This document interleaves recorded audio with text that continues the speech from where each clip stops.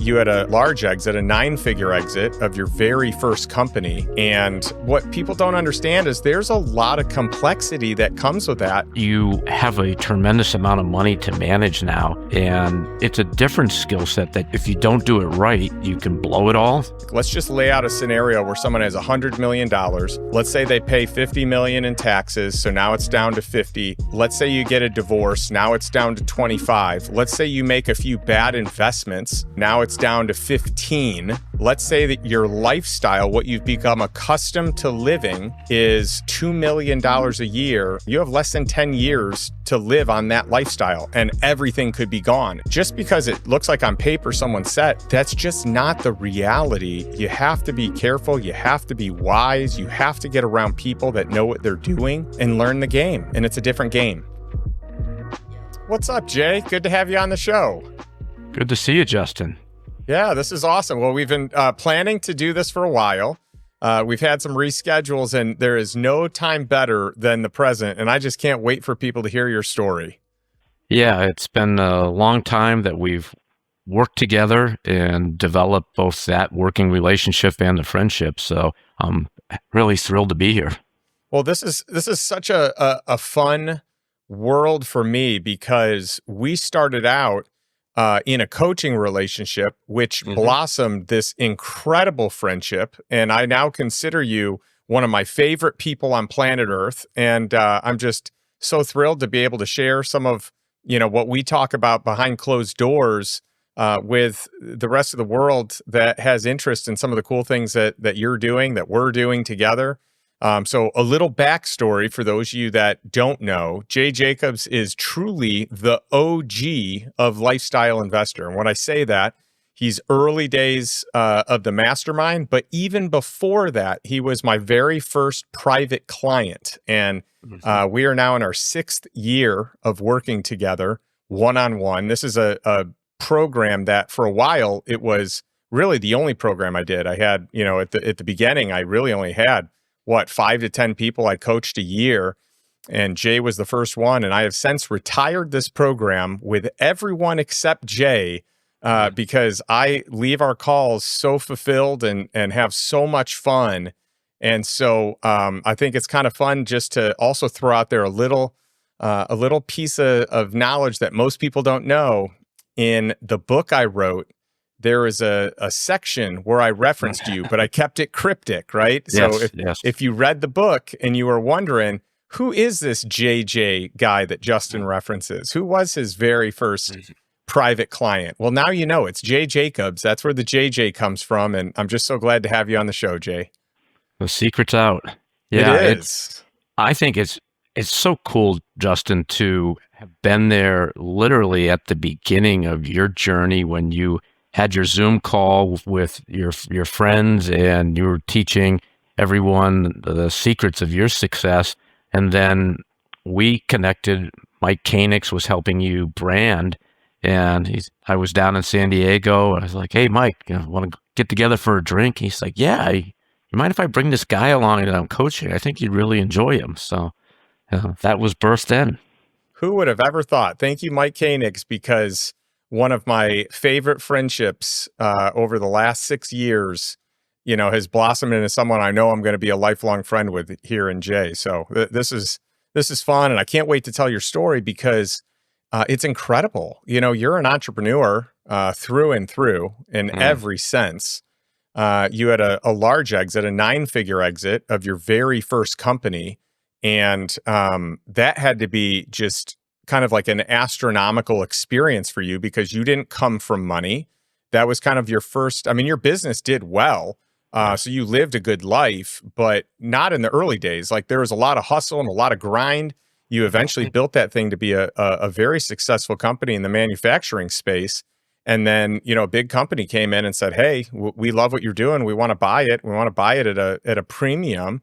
And then, it's interesting because there's one set of like pros and cons, problems that exist as an entrepreneur. There's a completely different set once you all of a sudden have 9 figures sitting in your account and it's like, my world has changed. And some people may say, sob story. You have 9 figures, Jay. Life is good. But what people don't understand is there's a lot of complexity that comes with that. And it is a huge life change in many ways. And it's not all positive. There's a lot of ability to, or the potential ability to change and develop a new skill set. And you have a tremendous amount of money to manage now. And it's a different skill set that if you don't do it right, you can blow it all. And That's right. I think of it as in all aspects of our life, what you've done, what I think every entrepreneur and successful person does, you got to put in the reps. And we work together and we, with your guidance, put in the reps to get the right investment strategy for me. And one of the things that I really respect you for is you don't try to put one picture, one strategy for everyone. It's got to be comfortable for you and what's important to you and what you're trying to achieve. And you helped me develop that along the way. You put guardrails in place. I made a few mistakes, but they weren't fatal. And that's what I mean by putting the guardrails in. And I developed through the reps the ability where I was able and am able today to have a income that's generated from my earnings, because I don't have a paycheck from any company. It's strictly from the investments that I have made with your help.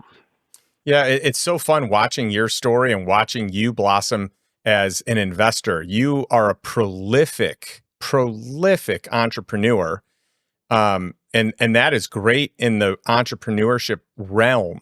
When you convert over to the lifestyle investor realm, or just investor in general realm, it's a totally different skill set. The things that got you to where you were as an entrepreneur are going to strip away everything that you've made as an investor. You know, as an entrepreneur, the goal, like, you live a life of optimism. You live a life of, we're going to figure it out. We're on the brink of death as a company, but we're going to make it happen, right? I just read an article about the founder of FedEx, how he's down to his last $5,000 and couldn't figure out what to do. They were going to go bankrupt, and he went to Vegas, played blackjack, and turned it into like 35 grand or something. So it's like, you know, maybe not the best way to go about doing it, but you know, it ended up working. You hit upon something there, is that entrepreneurship is calculated risk, and that doesn't really necessarily work real well in investing, because as an entrepreneur, you have a lot of control over your own destiny. Once you turn your money over to someone else, you have lost that control. So risk is something that definitely needs to be tampered down, mitigated if possible, and it is a different way of making a decision when you're talking about investing your money. Yeah, so true. And the flip side is, you know, as an investor, you have to be a little bit more pessimistic. You have to be a little more critical. You have to say no more than you say yes. And that's a big difference. One of the things that I love that you taught me is there'll always be another deal. Yes. And if it doesn't feel right, even if the numbers make sense, and if your gut doesn't really buy into it, don't force it. Walk away. There'll always be another deal. That's right. The deal of a lifetime is, you know, so cliche, and it's just not accurate. It's a total fallacy, because there's so many deals of a lifetime. And what you don't want to do is put too much into a deal of what you think is a lifetime that ends up wiping you out. And so I've just been so like proud and excited and blown away at how quickly you have learned the investment game. You've become a great investor, and that is a very hard transition for an entrepreneur, but you have bridged that gap well. And you got to be careful. Like, you know, some people listening to this would say, oh, well, you know, he's got 9 figures, but what you don't take into mind, and I'm not talking about Jay here, I'm just saying in general, like, let's just lay out a scenario where someone has $100 million. Let's say they pay $50 million in taxes. So now it's down to 50. Let's say you get a divorce. Now it's down to 25. Let's say you make a few bad investments. You know, now it's down to 15. Let's say that your lifestyle, what you've become accustomed to living, is $2 million a year or $1.5 million a year, you have less than 10 years to live on that lifestyle and everything could be gone. And you see this all the time with pro athletes, with early young entrepreneurs that exit for a huge fortune and they waste it away with bad choices. And so, just because it looks like on paper someone's set, that's just not the reality. You have to be careful. You have to be wise. You have to get around people that know what they're doing and learn the game. And it's a different game. Sure is. What I liked with our relationship over the years is I approach this with the 80-20 mentality, and I wanted to understand enough to make what I hoped were really good choices and protect my money. I didn't want to become an expert investor. So the 80-20 was where I have landed, where I feel comfortable. And what that income stream does is allows me to pursue things that are more passionate for me, where I get more joy and where I can hopefully make more impact and being better investor, because man, there's some really, really smart investors out there. I'm coming in late in the game. I'm never going to be anywhere close to them. But it's great because you understand the importance of networking with them, building a relationship. You don't have to be as good as them, but can you follow on to deals with them? Can you be in their ecosystem so you get access to deals you normally wouldn't get? Can you pick up things here and there just by hanging out with them, which you can. When you surround yourself with a peer group that plays the game of life and business and wealth creation at a higher level and mentorship that does the same, it puts you in another stratosphere. And it's fun. It's an absolute blast. It's you get to start over as a novice again, and there's something beautiful about that. Yeah. One of the criteria that I've landed on, and again, you gave me the freedom to have this be a criteria, is I really want to feel like someone is going to be a good steward of my money. And I've learned this by making investments where people have not been good stewards of my money. And what I mean by that is that when there's a choice to be made, is it going to benefit them or is it going to benefit me? And there's the gray. Maybe it's legally a decision they can make in their favor. However, it's not in my interest. I want the person who's more interested in the long term, who their reputation is more important. The relationship with me is more important. And I want to give a shout out to Levi at Harbor Capital. He, to me, embodies that. We had a situation this week where I approached him on something that I was concerned about in one of his deals, and he worked with me there, and he understood where I was coming from, and he didn't have to do that. However, he is a good steward of my money, and that was important for him to maintain our relationship. So I love that. And by the way, Levi is a member of the Lifestyle Investor Mastermind, and we did a podcast with him. I'm so pleased with him as well, and just think the world of him and his class and his character. So I love hearing that, Jay. And that's it. You've got to find those people, because you and I, we've done enough investments to have not found those people that will do whatever it takes for them to benefit at your loss. There was even a scenario where both could benefit, but there was another scenario where they could benefit to your detriment. Yes. And that's what they did, even though the other scenario was both people winning. So it's so to have the right jockey, the right sponsor, that is the most important thing in investing. Yes. And it makes it a lot easier too, because you understand the framework of their deal. So there's less time that you put in to an investment decision. Yeah. And you got to be careful how much you put into any given deal and how much you give to any single sponsor, because there's concentration risk there, and you don't ever want to get wiped out because of one poor choice or a collection of poor choices one sponsor makes, or one deal, kind of the trouble a deal could get into. But you had talked earlier about how you want to have enough money to live life on your terms, to do the things you're passionate about, to focus on impact. And you've done marvelously at that. And part of that is you had this killer lifestyle before selling your business. You wanted to maintain that lifestyle. So we had to figure out, how do we create the cash flow so that you have passive income covering lifestyle, so you can live life and not worry about bills, not worry about, the cool stuff that you want to do. And I think when you can do that, it frees you up to be able to, think outside the box and to make decisions that have nothing to do with financial outcomes. And you model that really well, Jay. Well, thank you. Thank you. It's given me the freedom to try different things, to expand my skills and capabilities, to open doors and I like to say that sometimes you have to close doors for other doors to open, or for you even to see that there is a door to open. And by selling my company, I felt like there was still a lot left on the table that I could do. However, it was time to close that door and open other doors. And I had no idea that the door would open with our friendship and relationship, and that your financial mentorship and coaching would allow me to open so many other doors. Give you an example. In 2023 in the fall, I had always wanted to live in another country, not just be a tourist for a period of time, but actually sort of live with the folks there. So I picked Buenos Aires, a city that I always wanted to go to, and I spent the month of October in 2023 down there.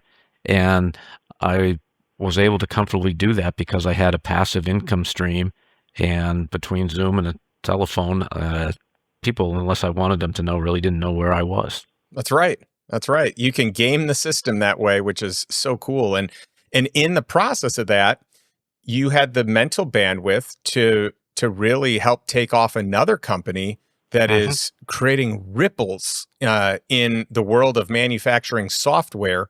And I'd love for you to talk a little bit about Paperless Parts, a company that you've given me the privilege to be able to invest in alongside you, but a company that is really changing the game and on a trajectory to the moon right now.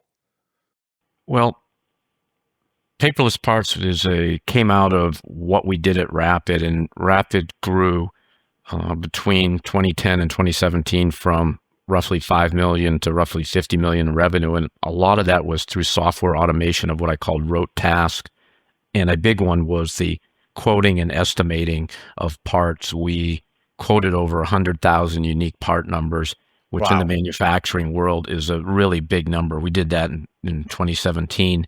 And before we sold the company, before we were even approached to be acquired, we had spun out Paperless Parts because I wanted to give back to American manufacturing and help us retake the mantle of the leader globally in manufacturing. So I knew shops didn't have the capacity to hire software developers ourselves. So I wanted to make what was to us a really important piece of our success available to all the other shops. And it took a while for it to get off the ground. And I was fortunate to have my co-founder, Jason Ray, reach out to me on LinkedIn.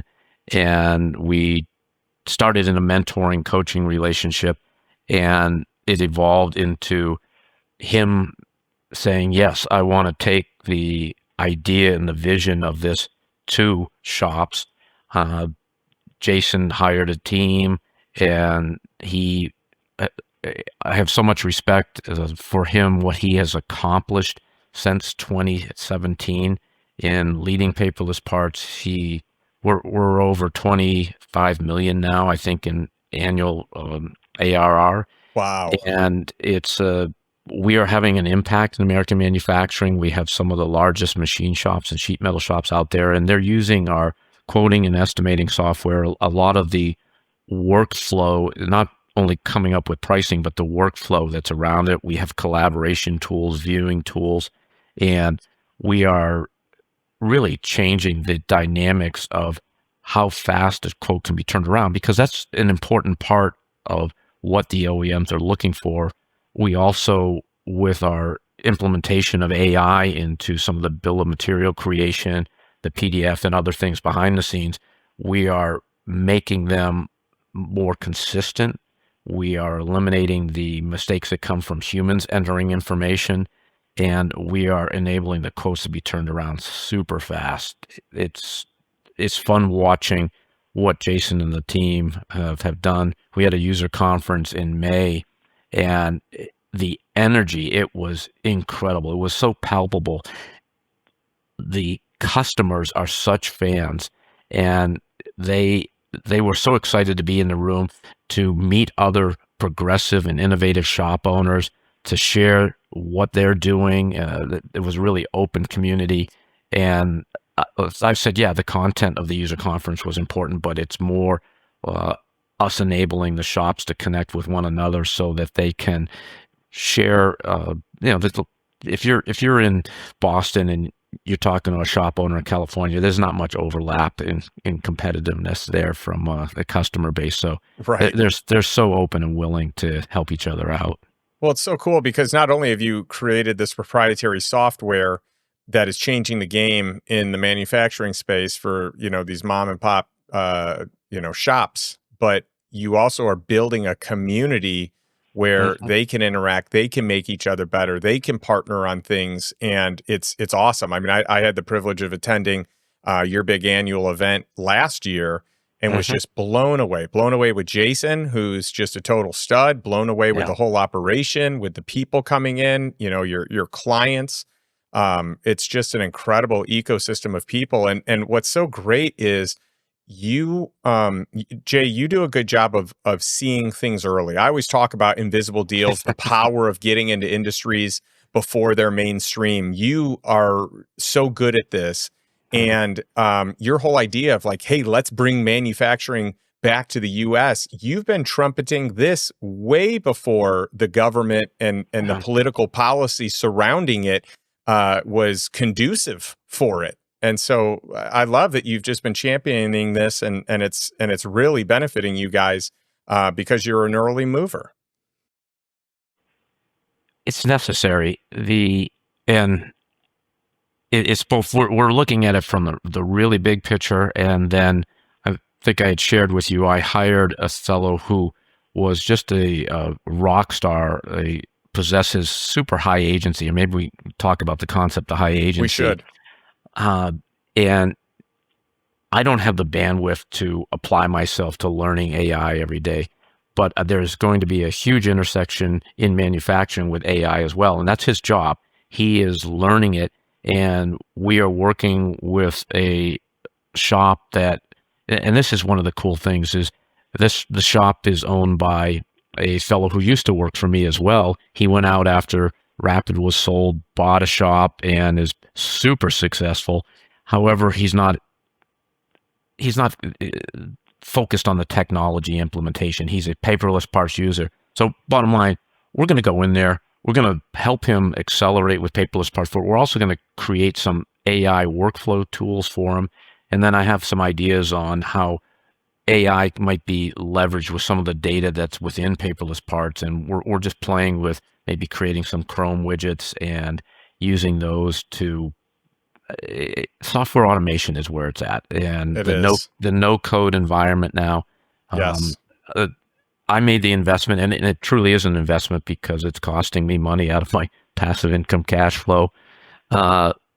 However, I really believe, even though AI may not be there yet, that it is coming. And if we are not learning now, then when it is, quote, real, we will be behind the 8 ball. So we want to be ahead of the curve, and sort of like what you said, always looking at the future. I think the AI application in every industry it's there, it's real. We're talking about it. If you're not learning how to use it now, then you will be behind. Yeah. And by the way, you just gave a perfect example that I want to elaborate on. So number one, you talked about someone that's high agency, and we need to explore that. Number two, I talked about seeing the things that might not be there. So you hired someone not even knowing what the role was, just knowing that you liked working with this guy who was great at your past company. He was looking for a new challenge.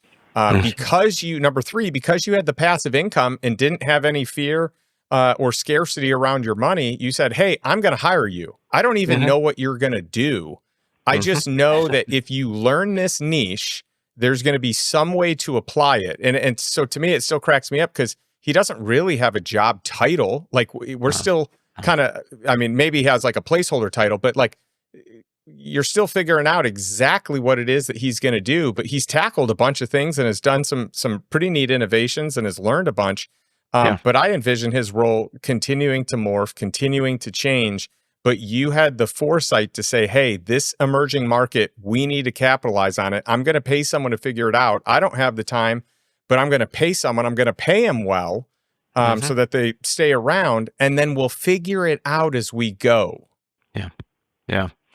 And where this may land, where he may land, it's all up in the air. However, if you look ahead of the curve, humanoid robots, they're coming. They're coming fast. And I've actually made some investments in a couple of the humanoid companies, because not so much for the return, although I think the return will be there in the long run. I want access to the teams. I want to be able to purchase one of the beta or production or pre-production humanoids and figure out how to apply those on the shop floor. And that's cool. The shop owners, they've got enough going on. They're not technology people. I can assist them, and I think between my experience, what Paperless Parts has done, that we will be able to help the shop owners bring those in. And again, that's just going to accelerate American manufacturing even more. Well, I love it. A lot of entrepreneurs are one-hit wonders. They have a big exit. They either maintain it or they lose some money, or they try another business, they fail. Your next business is likely to be much more successful than your very first one. And I think by most people's estimates, they would say your first one was as successful as anyone could ever desire. And so I love it.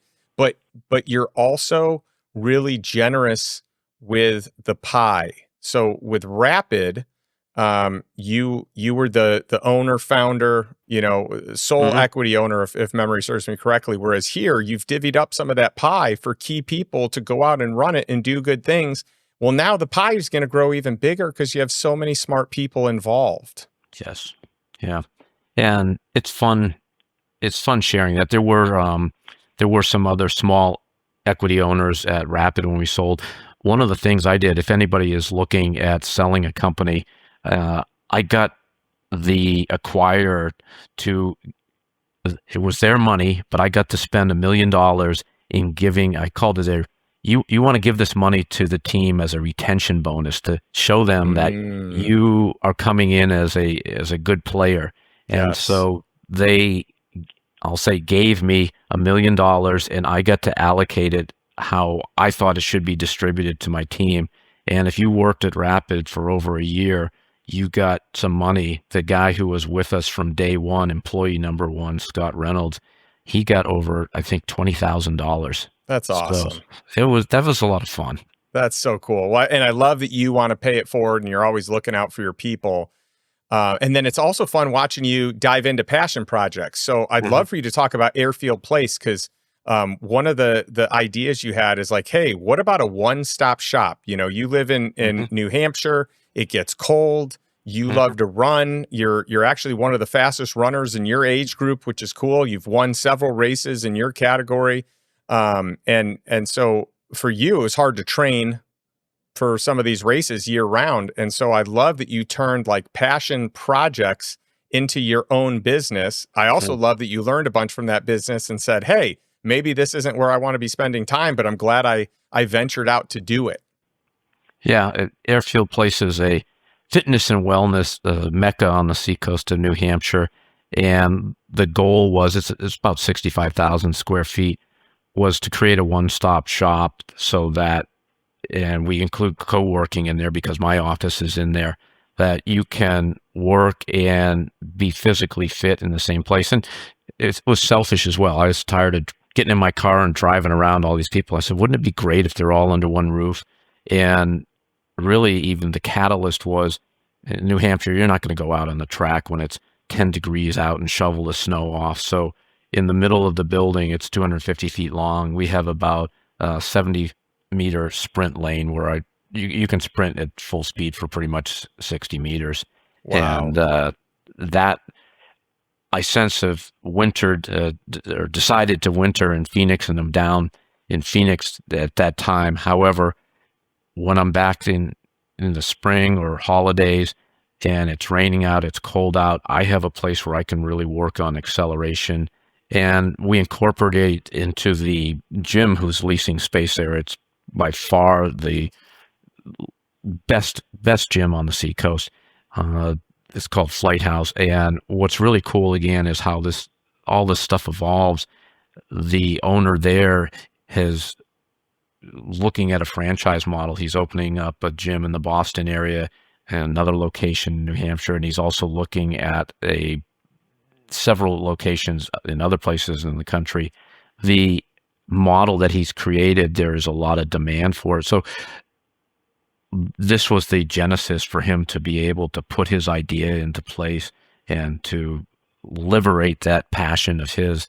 Same thing, we have 15,000 square feet, 6 pickleball courts indoors. Love it. The owners, he now has a second location in Massachusetts. The first was been so successful. And we haven't fully built it out. There's things I would like to see there. And that you alluded to, my priorities have changed a little bit. However, it's so much fun walking in and feeling the energy and being able to literally walk out the door of my office if we're having a conversation and go over and walk on a treadmill, put the headphones in, walk on a treadmill, and or even if it's depending on the situation, if it's a casual enough conversation, I'll go out into the gym area. I love to hang. I try to hang 7 minutes a day. So I'll go hang and stretch and do other things with the headphones in, and incorporating that, the fitness into the work. I think that it's fun and it's important that we sit too much and we can be doing other things. Yeah, I love that you do that, and I love that you've built all the things there that you want, the cold plunge, anything that you want for health and wellness. I mean, it's all there. Mm-hmm. And I feel like this is a great opportunity to talk a little bit about lifestyle, because I think sometimes it's hard to get permission to spend money on yourself, whether it be investing in your education, investing in your relationships, investing in experiences. And so this is something I think you've done beautifully, but it's almost like you have to give yourself permission if you grew up with this mindset of scarcity, which I did. I think you did as well. Sure. And so I love what you've done with your lifestyle. You've just said yes to so many more cool things for life experiences. Last time I was in town, I got to ride in your Bentley, which is beautiful. You've got your main house, you've got a lake house, you've got your winter house. And each of our beautiful properties. And I mean, the list goes on and on and on, but I'd love, and you travel all over, you go to cool places for long stretches, but I'd love for you to talk a little bit about what that was like. 'Cause I think in the beginning, you kind of had a hard time spending money on yourself. I sure did. And if you don't come from money, there is that scarcity. However, I'm going to go back to having a passive income stream that has become predictable, has made me comfortable with spending it. Okay, I make X amount of dollars a year, and I know it's going to happen next year. Let's spend the money, and not that I spend it frivolously. However, the things that bring me joy, I try to put the money there. And one of the things that you talked about is my sprinting. For me, a hobby is the biohacking, longevity, and I'm really curious. I'm 61 now. I am in probably still the best shape of my life. Maybe I'm not as fast as I used to be. I'm as strong, though, I think, as I have ever been. And I'm so curious, what can I still do at this age as I continue to age with my body? And so I've made a lot of investments with a concierge doctor with trying different modalities, and some of them work, some of them don't. However, what's it? Wayne Gretzky is, all the shots that you didn't take, you're never going to score on. That's right. And the ability to try things, to let your curiosity be explored, and that is, to me, that's how I want to use the money that I created, and I also use it to give back to some of the other entrepreneurs who are there, because I don't have to spend my time working and generating income. So I love to work with young entrepreneurs, and again, trying to figure out how do you mix that with your other passions. So one of the things that I've taken up to doing now in Phoenix, which has been really incredibly well received, is if people want to have a meeting with me, I'm like, come on over. I'm very close to a huge city park, and we go out and we walk around the desert and talk instead of sitting in a coffee shop or a bar or at lunch. And that's great. Yeah. And people really enjoy it. So making it happen.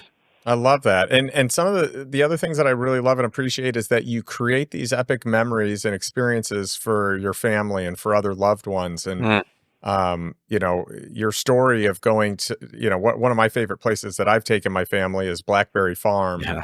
It's just a magical place if you've never been, and just beautiful. Always rated a top 3 resort in the U.S. And I remember telling you about just how epic this place was. And then I remember you saying, well, I'm going to do this really cool trip, and I'm going to invite all my family, and I'm just going to pay for it, because they probably can't or would choose not to spend their money that way, because it is expensive there. It's like, I don't know, $2,000 a night or something.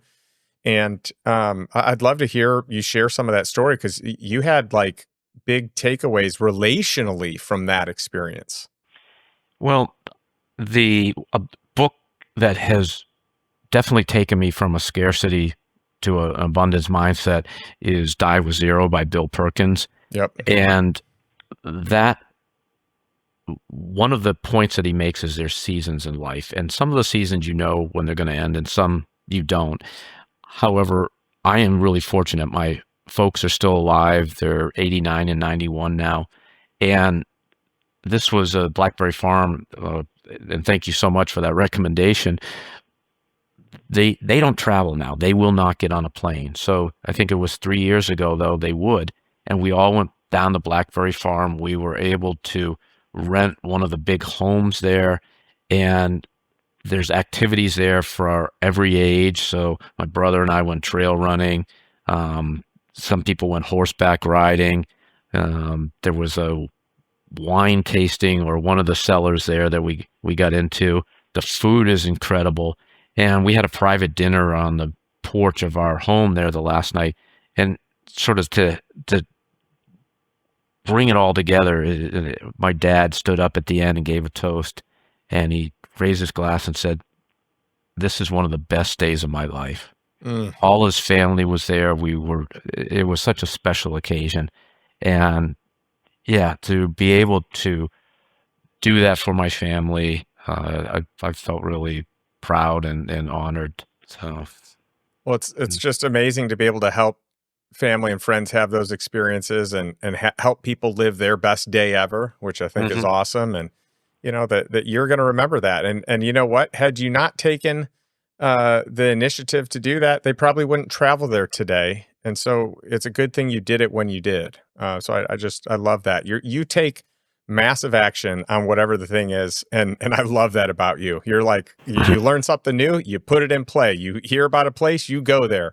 I mean, we can even talk on longevity. Like you love the biohacking space, and you heard about, people going to this stem cell clinic in Buenos Aires. And so you went, and you've had tremendous success with these stem cells, harvesting your own stem cells. And I think that'd be worth talking about, as a lot of people that listen to this are big time into, health and wellness. Well, I think what I've seen with my body with stem cells, in my mind, it's criminal that we cannot do this in the U.S. And what I mean by that is I tore my rotator cuff, the supraspinatus, pretty severely last May.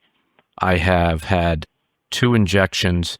I just went down for a third one of my stem cells that were differentiated into the tendon tissue. And I am back to exercising. The MRIs show that my supraspinatus is almost healed. After this third injection, it'll probably fully be healed. And this is without surgery. Surgery is a 12 to 15 month recovery with lots of PT. And that doesn't have to happen.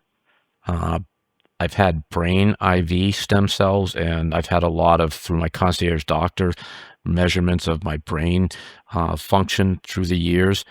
We have shown, and it's pretty attributable to the stem cells, that as you age, your speed of your brain decreases. Well, mine is sped back up to a 20-something. The stem cells, they're just miraculous, and it's your own stem cells in this case. It's your body's repairing itself, which just needs a little help getting in the right places. That's right. And it's just a matter of time until this passes. So the FDA considers your own body's stem cells a drug. So it's just really backwards. But at some point in time, I mean, the success that they're having, there's just no way this doesn't become mainstream in the US. I've had a lot of success with stem cells as well. Injuries that I've recovered from that should have required surgery, that I did not need to have surgery. And so, I mean, this is the wave of the future. There is absolutely no doubt about that in my mind. Yeah, I'll throw out a couple other things. My Achilles, that they literally were my Achilles heel that would I'd get calf strains and prevent me from training and reaching my capacity in the sprinting sense. Those have been rejuvenated. The tissue is much younger. And they also have injected cartilage cells into my hips and shoulders. They saw signs of early arthritis there. They said, you're good for another 20 years. So That's will awesome. Not need a hip or shoulder replacement. This is powerful stuff. And I just encourage those of you that are, struggling with some of these physical limitations, look into stem cells and the different places that do it. And the difference between using umbilical cord stem cells from someone else versus using your own stem cells. If you're using your own stem cells, there are some places in the US that will do it, but they're kind of undercover. Generally speaking, you got to go out of the country to do that. And there's, a few places in Latin America that's doing it and doing it well and have a great track record. So I love that you're doing that. I'm curious from your standpoint, you've made a lot of investments in your health. You've made a lot of investments in your knowledge. I'm curious what you see as some of the best investments that you've made to your personal growth, to your success, like things that have gotten you to where you are now and things that are going to get you to where you want to go. Oh, that's a big question. I think it's the scarcity mindset. I think the switch to the abundance and the predictability of the income have given me the freedom to say, okay, if you don't have your health, then everything else sort of doesn't matter. So I've put a lot of time and energy there, and I will continue to do that. I want to try different techniques. I belong to an age reversal mastermind that's there's some cutting edge stuff going on there. And the whole idea is the founder says he wants to be first in line, and we can be right behind him. So we didn't talk about it. I have a goal of living to 136, and I'll give a plug for Strategic Coach. That comes from Dan Sullivan. I share his desire to live to 2100, which was when I'll be 136, and that way I'll live a full calendar century. I think, though, it's being willing to fail.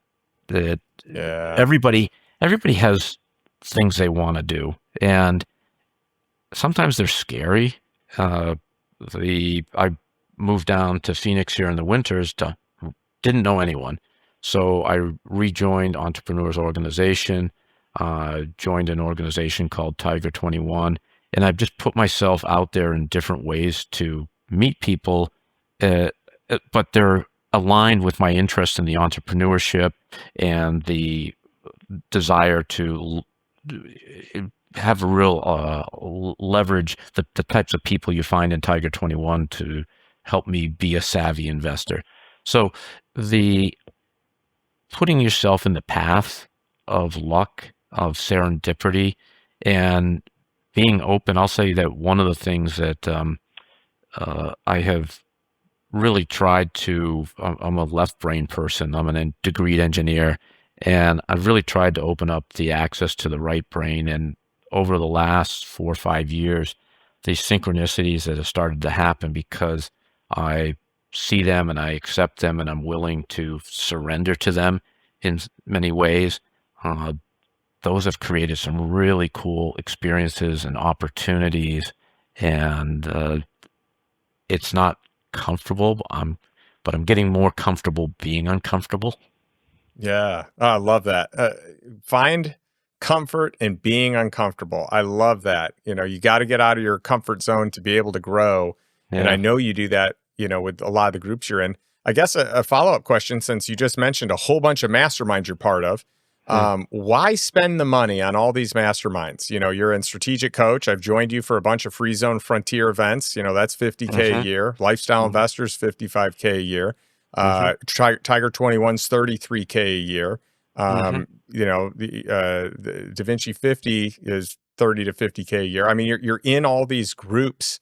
You pay for coaching. You pay hundreds of thousands of dollars. So why? Because there are people out there that haven't cracked this code. This for me was I was just on a podcast, my buddy John Vroman's podcast, and he said, like, what's your biggest key to success? And this was my biggest key to success, was access and information and relationships and upgrading my peer group and my intellectual peer group and my own intellect and my mentorship. And so I'm curious why you continue to spend so much on masterminds. I think, first of all, as you said you outlined it really accurately. It is the people you meet, though, and you are, they say, the average of the 5 people you hang out with the most. So if you want to achieve whatever it is, find those people who you can hang out with, and they will bring you up to that level. And they're just fun people too. The organizations I join, they're sort of my tribe in the different ways, like the Da Vinci. We have such nerdy conversations about all sorts of the longevity stuff, and we challenge one another, and the opinions. This is not an exact science, so we are on the cutting edge, though, and that's fun to be a pioneer in that space. The entrepreneurs, the people who are in Lifestyle Investor, they're the people. I guess that's one of the things, is these types of organizations, the people have had success, are successful, in many cases are on their way to more success, and at the same time they're very open and willing to share and answer questions, help in any way that they can. And those are the types of people I want to hang out with. Oh, amen to that. I love successful, humble people willing to teach and hungry to learn themselves. Yeah. No matter how much success they've had, not letting ego get in the way. I love it. And I know another key to your success I feel like we have to touch on is you have an incredible chief of staff. Carrie Hooper is a world beater in the realm of like running and organizing your life. And so I'd love for you to just take a moment to share the importance of having some sort of executive role. It could be an executive assistant, it could be a chief of staff, but someone that just basically helps you keep your life in order, because she is amazing. Yeah, for the longest time at Rapid, resisted that. It's like, well, I can do that myself. And the answer is sort of like many roles at Rapid. I could do that. So she came on board at Rapid, and then when we sold the company, she continued with me, and she has the ability. She's her the bandwidth, the different types of tasks that she manages for me.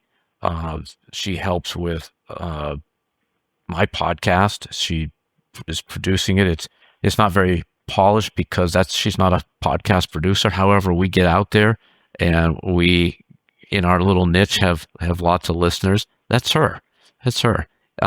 She helps me manage my finances, keep track of everything, execute on the funds that I enter into, helps me manage many aspects of my personal life, the homes, the coordination of some of this health stuff, the travel. And I think what's really freeing, that a little scary at first, however, we've done it for so long now, she manages my inbox. I love it. I do not look at my inbox. Underneath my inbox, there's a folder called Inbox J, and that's for the really important stuff. And then there's another folder called Once a Day that, look at when I have the time. She keeps me in the loop. There's stuff that I get copied on, so there's another folder for that.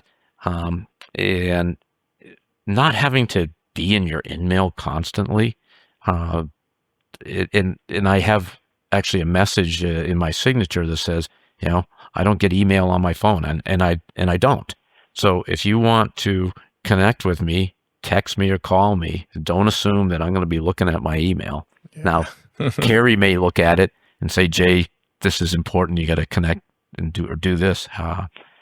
She's the glue, though. She enabled me to go down to Buenos Aires. I would encourage anyone who has the financial capacity to have an executive assistant in strategic coach, what we call a strategic assistant. It is an incredible investment, and do it. Yeah, I couldn't function without one. I hired my first one when I was, let's see, I think I was 20 years old. Wow. And I've had a virtual assistant since then, and I've had an executive assistant since then. And one of the hacks that I like to share with people is that when I do aptitude tests or behavioral assessments, I always like to find people that have, they need to be able to do the role well, but I want to find a skill set that allows them to advance in the organization as they move up, grow their skills, understand things more. And so many of my executive assistants have moved up to larger roles inside of different businesses.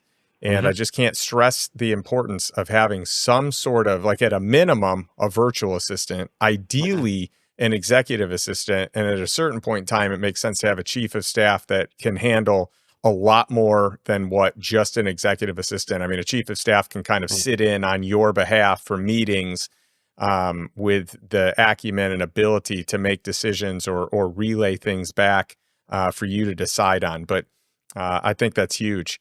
Jay, this has been so much fun. Thank you for joining. Where can people learn more about you and more about Paperless Parts? Well, definitely check out Paperless Parts, paperlessparts.com. And I'm really not on social media. If you want to find me, you can check me out on LinkedIn and connect with me there. Mention that you heard me on the Lifestyle Investor podcast because Carrie's the one who manages my LinkedIn, and if it doesn't look like it's a fit, then she's probably going to delete that request. Perfect. Well, hey, everyone now knows they've got a secret in to connecting with Jay, and I just highly recommend digging in and learning some of the cool stuff that Jay's up to. Check out Paperless Parts. I'm a huge fan. I'm an investor, but I'm a huge advocate because they're doing things in the software and manufacturing space that no other company is doing, and because of that, there's a lot of interest overseas, inside the U.S. I mean, it's taken off, and I think it's on a rocket ship right now that's headed somewhere really special. So thanks for allowing me to join on the ride there. And I like ending every podcast episode with a question for our audience. So if you're watching this, if you're listening, my question is this. It's the same question each week. What is one step you can take today to move towards financial freedom and move towards living the life that you truly desire? one that is on your terms. So not a life by default like most people, but a life by design. Pick one thing from Jay, put it into action, and we'll catch you next week. Thank you for being here, Justin. Really appreciate it. Hey, my pleasure. So glad to spend some time with you any way I can.